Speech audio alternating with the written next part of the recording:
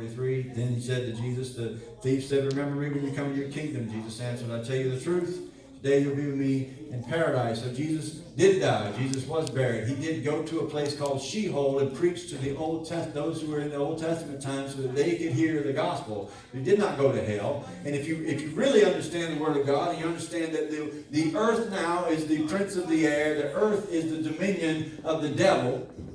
God is sovereign, but the earth, God cast him out of heaven down to the earth. The devil is not in hell setting up lights and having a party and waiting on people to get there. The word says that he is on this earth, roaming about like a roaring lion, seeking whom he may devour. He's not sitting down in hell, and he wasn't sitting down in hell waiting on Jesus to get there so he could beat him up and torment him. The enemy is on this earth. He is the enemy of God. He's on this earth, and he's trying to destroy every single person and every single thing he can before the return of Christ. That's the truth. That's what's happening. So Jesus was not born again. Jesus never sinned. There was no need for him to be born again.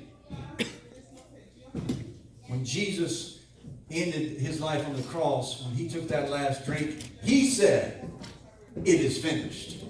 He bowed his head and gave up the ghost.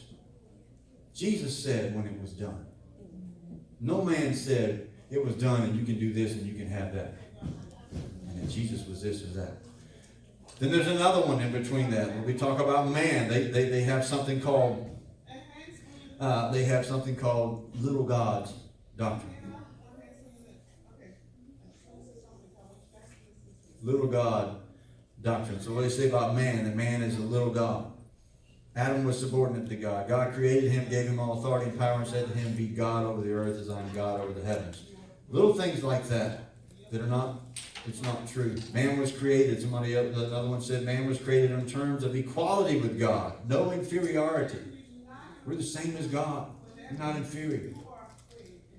One says, I am a little God. I have his name. I'm one with him.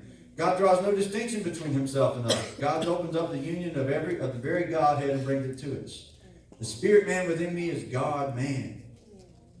There was conceived in your body a holy thing identical to Jesus. And there was imparted to you something they call Zoe, the life of God. You don't have a God in you. You are one. These are all things that they're being preached. I didn't like something. I'm making this up. I can take you to right where I get information. I read the Bible. I read commentaries. I read 7 books of outside sources to get ready for this. Because I want to bring you the truth.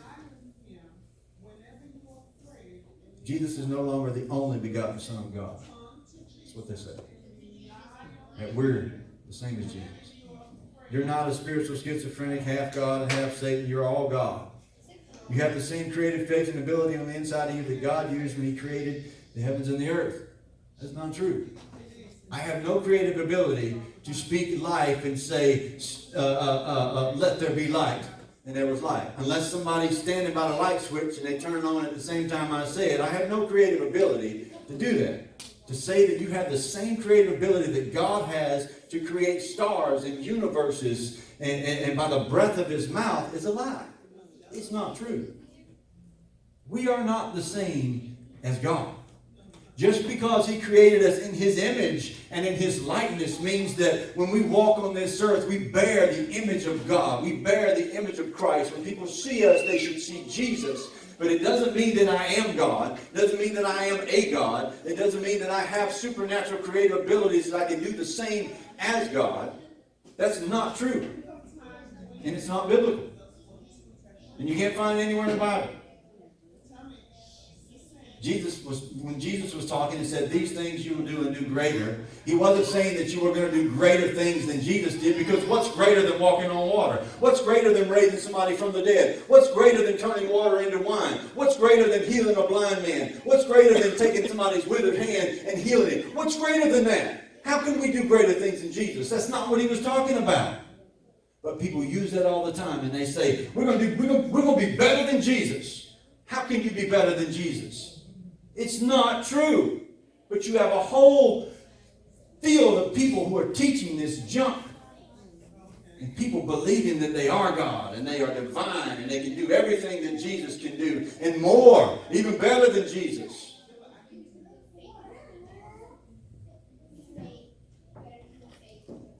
And if you're going to do better, you're going to do Jesus, do better than Jesus. Are you willing to give your life? Are you willing to put yourself on a cross and be beaten beyond recognition?